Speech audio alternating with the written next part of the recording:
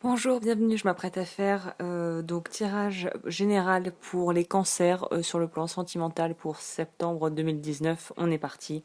Comme toujours général, donc ça pourra te parler ou non. Prends ce qui te parle et remets dans le contexte, bien évidemment. Donc, alors, pour les cancers, ça va être coup-ci, coup-ça. Plusieurs cas de figure. Mais je dirais qu'en fait, ça va être un mois qui va être assez, soit exaltant, soit assez challengeant, de par justement ta situation actuelle.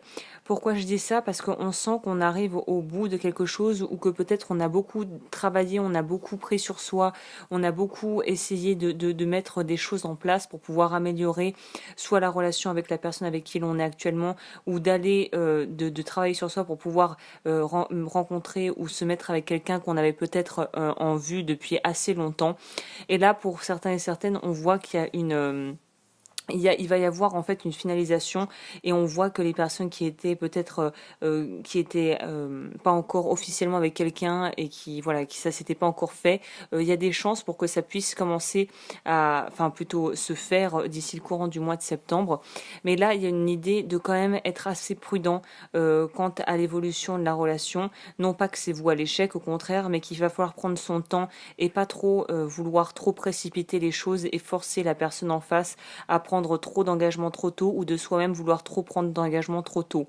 Ou vice-versa, si la personne en question t'en demande trop d'un coup, essaye de mettre le pied sur la pédale de frein parce que là, on a besoin quand même, on est encore dans une certaine instabilité et une certaine peut-être forme d'insécurité émotionnelle et il y a besoin de travailler sur ce qui a besoin d'être travaillé petit à petit en dégrossissant et en y allant par étapes. Donc je dirais le plus gros danger pour septembre, pour les cancers de manière générale, ça serait de vouloir mettre la charrue avant les bœufs, de vouloir aller trop vite en besogne et de se rendre compte qu'on n'a pas réussi encore à maîtriser certaines parties de nous-mêmes, notamment au niveau de la difficulté à lâcher le contrôle et d'être justement non pas dans le sacrifice mais dans la coopération et non pas forcément dans un don de soi désintéressé mais dans un espèce de rapport équilibré avec l'autre personne et les gens autour de soi.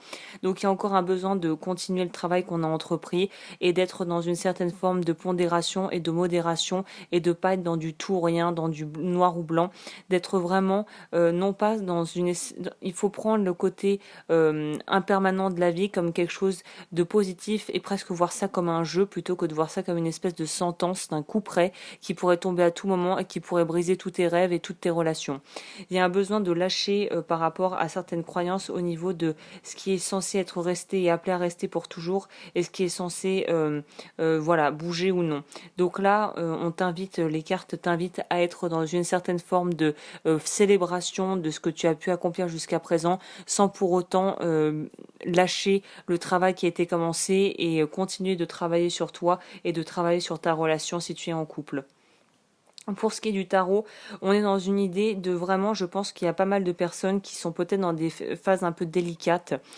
Pour moi, il y a une certaine forme de routine qui va être cassée ou en tout cas qu'il faut briser pour redonner un nouveau élan, un nouveau souffle au couple. Si tu sens justement que là, ça commence à devenir assez plan-plan, on est dans une difficulté émotionnelle. Il y en a qui auront beaucoup de mal à soit se stabiliser ou soit à laisser leur partenaire en fait le temps et l'espace nécessaires pour se stabiliser. On voit qu'il y a une sorte d'éveil qui est réprimé et des difficultés à accepter justement cette fameuse impermanence de la vie qui est propre à la vie en général et pas que sur le plan sentimental. Là, on sent on peine vraiment à accepter sur le plan émotionnel de lâcher un peu ce qu'on croit être bon pour nous et de lâcher ses objectifs, un peu comme si on était dans une espèce de course, un marathon et qu'on voulait absolument atteindre un certain point avant X temps, sauf que là on te dit que ça marche pas comme ça et qu'il va falloir prendre le temps qu'il faut et que ça sert à rien de vouloir presser les choses. Donc pour moi il y a une idée d'être dans une certaine forme de désir mal maîtrisé, de difficulté, peut-être même de voilà d'être vraiment. On sent qu'on n'est pas encore très sûr de soi, on n'est pas encore vraiment dans son élément. Clairement, pour les personnes qui débutent une relation, pour moi, on sent qu'on est dans quelque chose qui est encore très au balbutiement et qu'on maîtrise pas tout, même si on sait que le désir est là, que l'envie d'aller ensemble est là. On voit quand même qu'on a des réticences à vraiment se lancer. Et pour les personnes qui sont en couple et pour qui ça se passe pas très bien.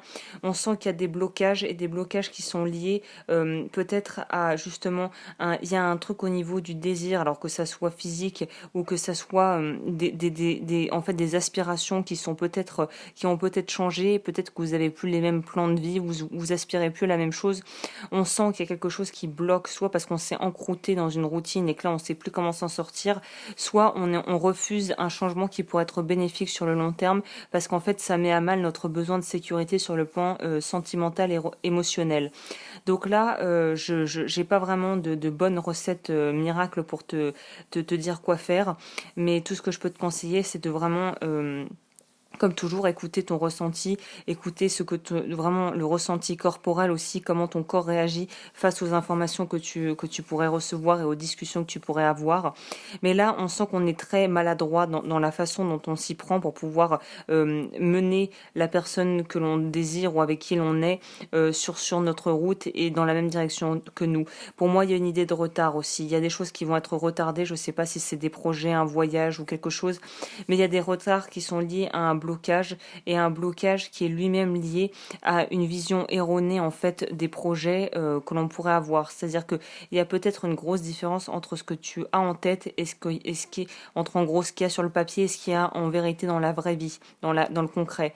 Donc là, on te demande de te baser plutôt sur du concret, pas forcément en utilisant ton vécu personnel, mais en te basant déjà sur quelque chose de plus réaliste et de plus pragmatique, parce que sinon ça va partir un peu dans tous les sens et c'est dommage parce qu'il y a peut-être des belles opportunités de prise de conscience et de quelque part d'évolution avec que tu sois en couple ou pas, mais il y a peut-être des opportunités qui pourraient être loupées de par une espèce à focaliser sur un truc et à occulter un peu comme les chevaux, tu sais, à avoir des œillères pour aller que dans un sens, tu loupes tout ce qu'il y a autour et t'apprécies pas le voyage.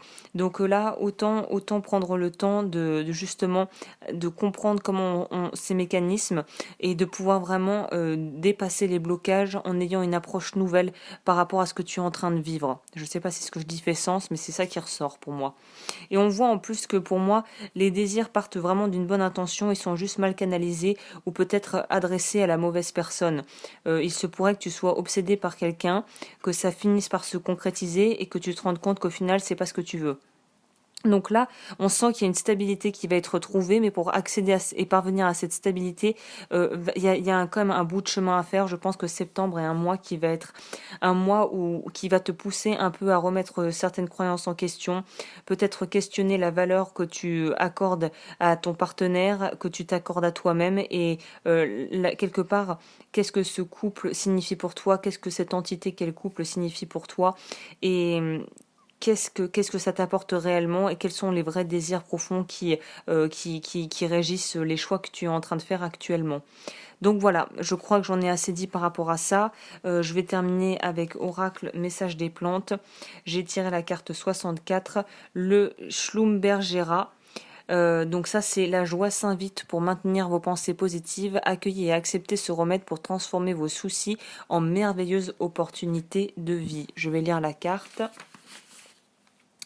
Alors, le Schlumbergera, qui est originaire du Brésil. Cette plante liée simultanément aux éléments eau et feu émet une énergie très vive, colorée et joyeuse.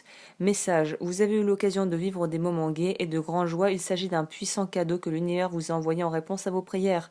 Par le biais de la joie et de la pensée positive, on vous invite dès maintenant à garder une vision optimiste de tous vos désirs afin d'attirer des résultats merveilleux dans votre vie et n'oubliez pas de rire. Merci pour les plaisirs, merci pour les éléments, pour les moments de détente, de joie et de rire, tout va bien dans ma vie et j'attire vers moi toutes les choses favorables et personnes que je mérite. Merci à l'univers.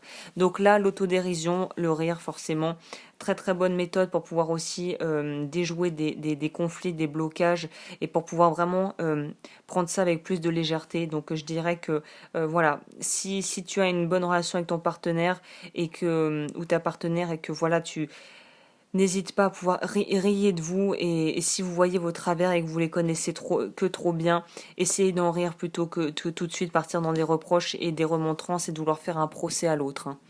Et la carte de Mario Duguay, message d'éveil, l'univers des possibilités. Magnifique carte, c'est dommage que je ne puisse pas te les montrer, mais les cartes de Mario Duguay sont absolument sublimes. Et le message c'est: mon chemin ne s'arrête pas devant une épreuve, il y a devant moi un univers de possibilités. Je cesse de vivre dans l'agitation de mon intellect, je demande d'être guidé et les portes s'ouvrent en moi. Je continue de croire même si tout paraît noir, il y a toujours une solution pour tout.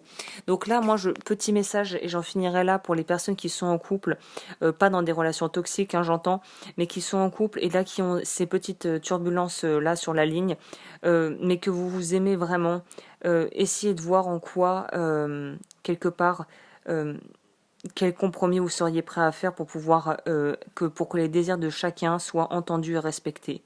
Et ça me fait faire une petite parenthèse, mais si tu souhaites regarder des vidéos qui sont très bien de Alain de Botton sur l'amour, je te laisse regarder ça sur YouTube.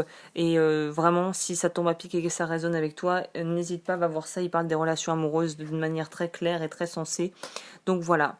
Donc j'espère que ce petit tirage aura pu t'éclairer et je te dis à bientôt pour de nouveaux tirages. Et si tu souhaites me consulter, lodufeu@gmail.com. Et sur ce, je te laisse.